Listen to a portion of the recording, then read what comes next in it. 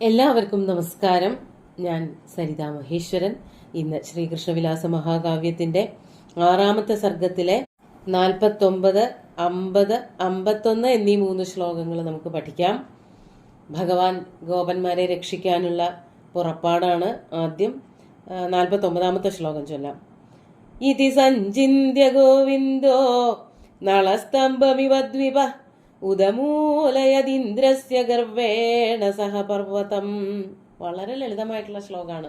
ആദ്യം പദച്ഛേദം പറയാം. ഇതി സഞ്ചിന്യ ഗോവിന്ദ നളസ്തംഭം ഇവ ദ്വിപ ഉദമൂലയത് ഇന്ദ്രസ്യ ഗർവേണ സഹ പർവ്വതം. ഇതൊക്കെയാണ് ഇതില് പദങ്ങള്. എന്താണ് ശ്രീകൃഷ്ണൻ ചെയ്തത് എന്നാണെങ്കിൽ, ഗോവിന്ദ ഇതി സഞ്ചിന്യ, ഗോവിന്ദൻ ഇപ്രകാരം ചിന്തിച്ചിട്ട്. കഴിഞ്ഞ ദിവസത്തെ ശ്ലോകത്തിൽ പറഞ്ഞു നിർത്തി, ഇവരെ രക്ഷിക്കണതിന് ഗോവർദ്ധന പർവ്വതം പൊക്കി ഒരു കുടയായി പിടിക്കണം എന്നാണ് ഭഗവാൻ വിചാരിച്ചതെന്ന്. അങ്ങനെ വിചാരിച്ചുകൊണ്ട് ഇതി സഞ്ചിന്യ, ഗോവിന്ദ ഇതി സഞ്ചിന്യ ദ്വിപ നളസ്തംഭമിവ ഇന്ദ്രസ്യ ഗർവേണ സഹ പർവ്വതം ഉദമൂലയത്. ഇവിടെ ഗോവിന്ദ പർവ്വതം ഉദമൂലയത്, അതാണ് മുഖ്യവാചകം. ഗോവിന്ദൻ ശ്രീകൃഷ്ണൻ പർവ്വതത്തിനെ ഉദമൂലയത്, ഉദമൂലയത് എന്ന് പറഞ്ഞാൽ വേര് പൊട്ടിച്ചുകൊണ്ട് മുകളിലേക്ക് പൊക്കി. മൂലത്തിൽ നിന്ന്, അടിഭാഗത്ത് നിന്ന് തന്നെ തിക്കി ഇളക്കി കൈകൊണ്ട് പൊക്കി പിടിച്ചു എന്നർത്ഥം. അതാണ് ഉദമൂലയത് എന്ന്. അപ്പൊ ഗോവിന്ദൻ എങ്ങനെയാണ് ആ പർവ്വതം പൊക്കി പിടിച്ചത്? വളരെ ലീലയോട് കൂടിയിട്ടാണ് എന്ന് കാണിക്കാൻ വേണ്ടിയിട്ടാണ് ദ്വീപ നളസ്തംഭമിവ എന്ന് പറഞ്ഞത്. ദ്വീപം എന്ന് പറഞ്ഞാല് ആന എന്നർത്ഥം. ആന എങ്ങനെയാണോ നളസ്തംഭത്തെ, നളസ്തംഭം എന്ന് പറഞ്ഞാല് ചെറിയ ചില പുല്ലുകളാണ്. തൃണവിശേഷ കാണ്ഡമിവ, നളസ്തംഭം എന്നുള്ളത് കൊണ്ട് ചെറിയ പ്രത്യേക തരത്തിലുള്ള പുല്ലുകളെ, ആ പുല്ലിന്റെ അറ്റം എന്ന പോലെ, അല്ലെങ്കിൽ പുല്ലിന്റെ കുറ്റി എന്നതുപോലെ, അതാണ് നളസ്തംഭം. സ്തംഭം എന്ന് പറഞ്ഞാൽ അതിന്റെ ആ തണ്ടാണ്, പുല്ലിൻ തണ്ട്. ആ തണ്ടെന്ന പോലെ, പുല്ലിന്റെ തണ്ടുകളെ ആന എന്ന പോലെ വളരെ നിസ്സാരമായിട്ട് ഭഗവാൻ എന്താണ് ചെയ്തത്? പർവ്വതം ഉദമൂലയത്, പർവ്വതത്തെ മുകളിലേക്ക് ഉയർത്തിപ്പിടിച്ചു. ഒരു ആന പുല്ല് വലിച്ചു പൊട്ടിച്ച് തിന്നുന്ന പോലെ അത്ര ലാഘവത്തോട് കൂടിയിട്ടാണ്. പുല്ലാണ്, വലിയ വലിയ മരോ അതിന്റെ കൊമ്പൊന്നും കടമുഴക്ക് അല്ലെങ്കിൽ പൊട്ടിക്കുകയൊന്നും വേണ്ട കാര്യമില്ല. നിലത്ത് പടർന്ന് കിടക്കുന്നതായ ചെറിയ പുല്ലുകളെ വലിച്ചു പൊട്ടിച്ച് തിന്നു, അല്ലെങ്കിൽ അത് പറിച്ചെടുത്തു എന്ന് പറയണത് പോലെയാണ്. അത്ര നിസ്സാരമായിട്ടുള്ളൊരു കാര്യമാണ് ചെയ്തത് എന്നുള്ള പോലെയാണ് പറഞ്ഞത്. അപ്പോ ശ്രീകൃഷ്ണൻ പർവ്വതത്തിനെ പൊക്കിയെടുത്തപ്പോൾ പർവ്വതം അതിന്റെ വേരിൽ നിന്ന് അല്ലെങ്കിൽ താഴത്തു നിന്ന് ഇളകിപ്പോന്നു. വേറൊരു കാര്യം കൂടിയും അവിടെ അതിന് ഒന്നിനും കൂടി ഇളക്കം സംഭവിച്ചു. എന്തിനാണത്? ഇന്ദ്രസ്യ ഗർവേണ സഹ ഉദമൂലയത്, ഇന്ദ്രന്റെ ഗർവത്തോടൊപ്പം വേര് പൊട്ടിച്ച് താഴെ നിന്ന് ഇളക്കിയെടുത്തു. ഇന്ദ്രന്റെ ഗർവവും അതുപോലെ തന്നെ വേര് ഇളകിപ്പോയി എന്ന് പറഞ്ഞാല് ഇന്ദ്രന്റെ ഗർവിനും സ്ഥാനമില്ല എന്ന് ഇന്ദ്രന് മനസ്സിലാവുകയാണ്. ശ്രീകൃഷ്ണൻ പർവ്വതത്തിനെ പൊക്കും എന്നുള്ളത് ഇന്ദ്രൻ സ്വപ്നത്തിൽ പോലും വിചാരിച്ചിട്ടുണ്ടാവില്ല. അങ്ങനെ ഗോപന്മാരെ മുഴുവനും അതിന്റെ ചുവട്ടിൽ നിർത്തിയിട്ട് ഈ വലിയ മഴയിൽ നിന്ന് അവരെ രക്ഷിക്കും എന്നുള്ളത് ഇന്ദ്രൻ ഒരിക്കലും വിചാരിച്ചിട്ടില്ല. അത് കണ്ടതോടുകൂടിയിട്ട് ശ്രീകൃഷ്ണൻ തന്റെ ചെറിയ കൈകൊണ്ട്, കുട്ടിയാണല്ലോ, അങ്ങനെ ആ കുട്ടിത്തന്തുളുമ്പുന്ന ശരീരത്തോടു കൂടിയിട്ട്, കൈയോട് കൂടിയിട്ട് പർവ്വതത്തിനെ താഴത്തു നിന്ന് ഇളക്കിയിട്ട് അതിന്റെ അടിയിൽ കൊണ്ടു നിർത്തി എല്ലാ ഗോപന്മാരെയും രക്ഷിക്കുകയാണെന്ന് കണ്ടപ്പോൾ ഇന്ദ്രന്റെ ഗർവം വേരോടെ പിഴുതെറിയപ്പെട്ടു.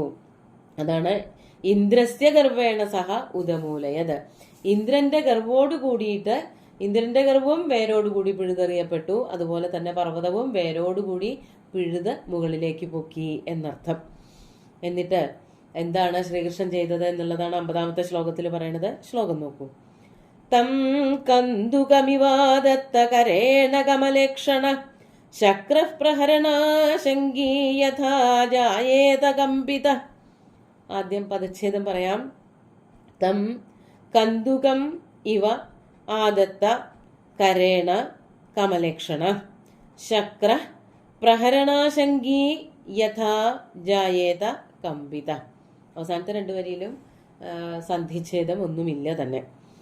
അപ്പോ യഥാ തഥ എന്ന് ചേർത്തിട്ട് വേണം ഇവിടെ അർത്ഥം പറയാൻ. എപ്രകാരമാണോ അപ്രകാരം. ഇവിടെ ശ്ലോകത്തിൽ യഥ എന്ന് മാത്രമേ കൊടുത്തിട്ടുള്ളൂ, പക്ഷെ തഥ എന്നുള്ളത് കൂടി നമ്മൾ കൂട്ടിച്ചേർക്കേണ്ടതുണ്ട്. ഇവിടെ കൃഷ്ണൻ തൻ്റെ കയ്യിൽ ഈ പർവ്വതം എടുത്തപ്പോൾ എന്താ സംഭവിച്ചതെന്ന് പറയാണ്.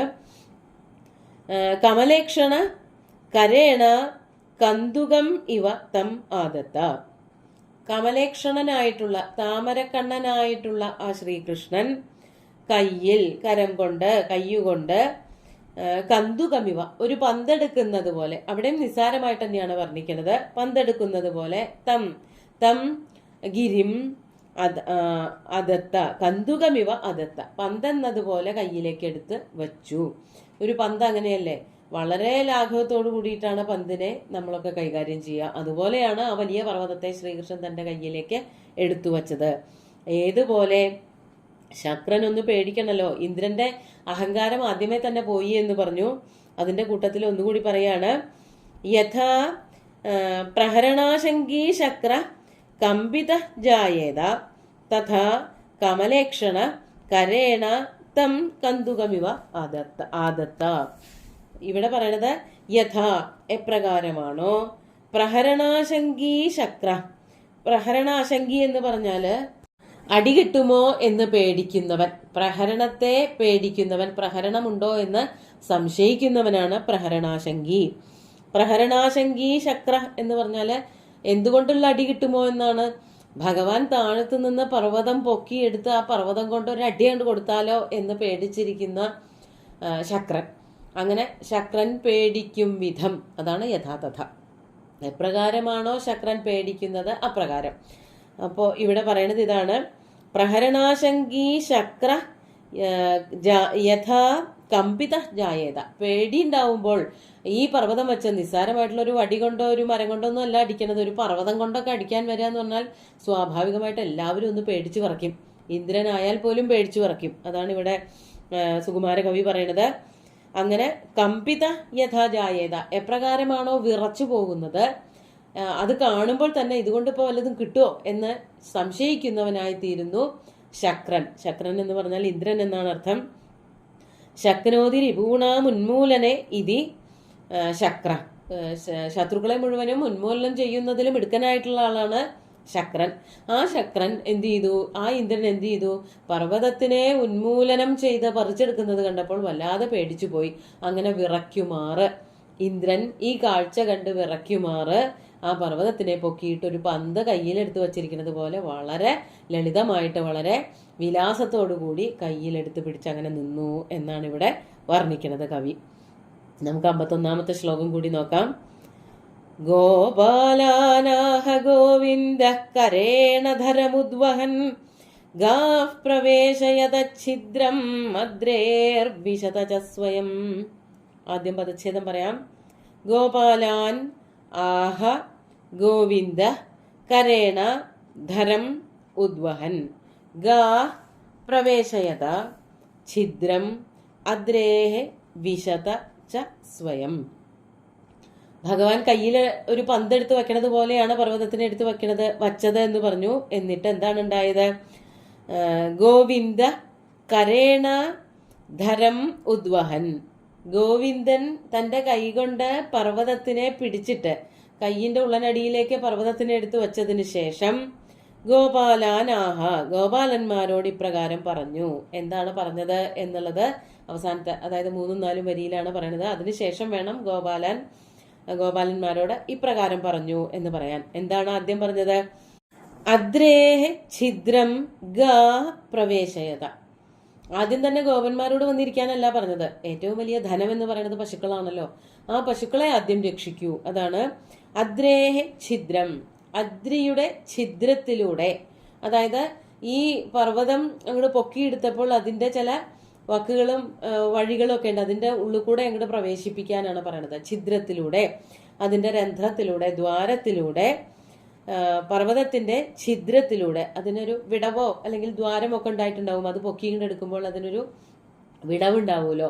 ആ ദ്വാരത്തിലൂടെ ഗാഹ പ്രവേശയത, പശുക്കളെ വേഗം അകത്തേക്ക് കയറ്റി വിടൂ. പർവ്വതത്തിന് അത്ര വലിയ വിസ്തൃതമായിട്ടുള്ള പർവ്വതമാണ്. അപ്പൊ അതിന്റെ താഴെ നിന്നാൽ മതി. പശുക്കളെയൊക്കെ ആദ്യം ഇങ്ങോട്ട് കയറ്റി വിടൂ എന്നാണ് ആദ്യം ആവശ്യപ്പെട്ടത്. എന്നിട്ട് പറയാണ് സ്വയം ച വിശദ. പശുക്കളെ പ്രവേശിപ്പിച്ചതിനു ശേഷം നിങ്ങളെല്ലാവരും ഇതിന്റെ അകത്തേക്ക് വന്നോളേൻ, സ്വയവും പ്രവേശിച്ചോളൂ. സ്വയം ച വിശത. വിശത എന്ന് വെച്ചാൽ പ്രവേശിച്ചാലും. പശുക്കളെ ആദ്യം എല്ലാ പശുക്കളെയും പശുക്കുട്ടികളെയൊക്കെ ഇതിന്റെ അകത്തേക്ക്, അല്ലെങ്കിൽ ഈ പർവ്വതത്തിന്റെ അടിയിലേക്ക് ആ ഛിദ്രത്തിൽ കൂടെ, ആ ദ്വാരത്തിലൂടെ, ഇത് പൊട്ടിച്ചെടുത്ത മാർഗത്തിൽ കൂടെ അകത്തേക്ക് കയറ്റു. അതോടൊപ്പം തന്നെ നിങ്ങൾ എല്ലാവരും ഇതിന്റെ ചുവട്ടില് വന്നു നിന്നോളൂ എന്നിങ്ങനെ ഗോപാലാൻ ആഹാ, ഗോപന്മാരോടൊക്കെ ആയിട്ട് ശ്രീകൃഷ്ണൻ പറഞ്ഞു. അങ്ങനെ സ്വയം രക്ഷപ്പെട്ടോളാൻ ശ്രീകൃഷ്ണൻ ഗോപന്മാരോട് ആവശ്യപ്പെട്ടു എന്നർത്ഥം. അങ്ങനെ എല്ലാ അഹങ്കാരവും, ഇന്ദ്രന്റെ അഹങ്കാരം തീരണത് വരെ ഭഗവാൻ കയ്യിലെ പർവ്വതവും പിടിച്ച് നിന്നുകൊണ്ട് പശുക്കളെയും ഗോപന്മാരെയും രക്ഷിക്കുകയാണ് എന്നാണ് കഥ പറയുന്നത്. നമുക്ക് 3 ശ്ലോകങ്ങളും ഒന്നുകൂടി ചൊല്ലി നോക്കാം. ഇതി സഞ്ചിന്യ ഗോവിന്ദോ നളസ്തംഭമിവ ദ്വിപ ഉദമൂലയതിന്ദ്രസ്യ ഗർവേണ സഹ പർവ്വതം തം കന്ദുകമിവാദത്ത കരേണ കമലേക്ഷണ ശക്രഃ പ്രഹരണാശങ്കീ യഥാ ജായേത കമ്പിത ഗോപാലാനാഹ ഗോവിന്ദഃ കരേണ ധരമുദ്വഹൻ ഗാഃ പ്രവേശയതച്ഛിദ്രം അദ്രേർവിശദ സ്വയം. അങ്ങനെ ഗോപന്മാരെയൊക്കെ രക്ഷിക്കുന്ന കഥയാണ് ഇവിടെ പറഞ്ഞത്. ഇനി ഗോപന്മാരൊക്കെ എന്താണ് ചെയ്യുന്നത് എന്നുള്ളത് അടുത്ത ദിവസം നോക്കാം. സുന്ദരമായിട്ടുള്ള 3 ശ്ലോകങ്ങളും ഭഗവാന്റെ കാൽക്കൽ അർപ്പിച്ചുകൊണ്ട്, ഗുരുവായൂരപ്പനെ സാഷ്ടാംഗം നമസ്കരിച്ചുകൊണ്ട് എല്ലാവർക്കും ശുഭദിനം നേർന്നു നിർത്തട്ടെ. നന്ദി.